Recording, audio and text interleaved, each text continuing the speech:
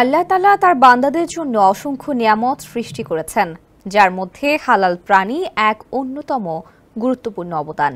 এটা চিন্তা করলে দেখা যায় এই পৃথিবীতে কত বিচিত্র প্রাণী রয়েছে, যাদের অনেককেই আল্লাহ রাব্বুল আলামিন মানুষের আহারের জন্যই সৃষ্টি করেছেন। এই প্রাণীগুলো শুধু আমাদের ক্ষুধা নিবারণ করে না, বরং সুস্থ জীবন ধারণের জন্য প্রয়োজনীয় পুষ্টিও সরবরাহ করে। তবে এই হালাল প্রাণীর কিছু জিনিস আছে যেগুলো খাওয়া জায়েজ নয়।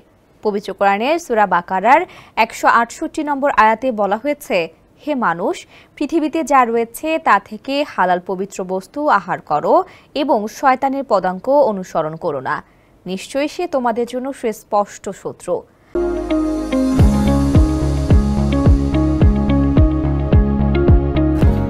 মুসলিম উম্মার সর্বশেষ নবী হযরত মুহাম্মদ সাল্লাল্লাহু আলাইহি ওয়াসাল্লাম হালাল পশুর কিছু অংশ খাওয়া পছন্দ করতেন না। মহান আল্লাহ হালাল পশুগুলোর মধ্য থেকে কিছু পশু কোরবানির জন্য বৈধ ঘোষণা করেছেন। গরু, ছাগল, ভেড়া, দুম্বা, মহিষ, উট এসব পশুর মাংস খাওয়া সম্পূর্ণ হালাল। তবে এগুলোর কিছু কিছু অংশ খাওয়া মহানবী সাল্লাল্লাহু আলাইহি ওয়াসাল্লাম পছন্দ করতেন না।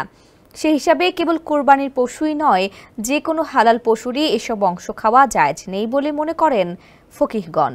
অবশ্য পশুর প্রবাহিত রক্ত হারাম হওয়ার ব্যাপারে কোরআনের সুস্পষ্ট নির্দেশনা। নবী সাল্লাল্লাহু আলাইহি ওয়াসাল্লাম পশুর যেসব অংশ খেতে অপছন্দ করতেন তার মধ্যে পুরুষ পশুর প্রজনন অঙ্গ, অন্ডকোষ, মাদি প্রাণীর প্রজনন অঙ্গ, মাংসগ্রন্থি, মূত্রথলি ও পিত্ত। এসব অঙ্গ ছাড়া হালাল পশুর বাকি সবকিছু খাওয়া জায়েজ।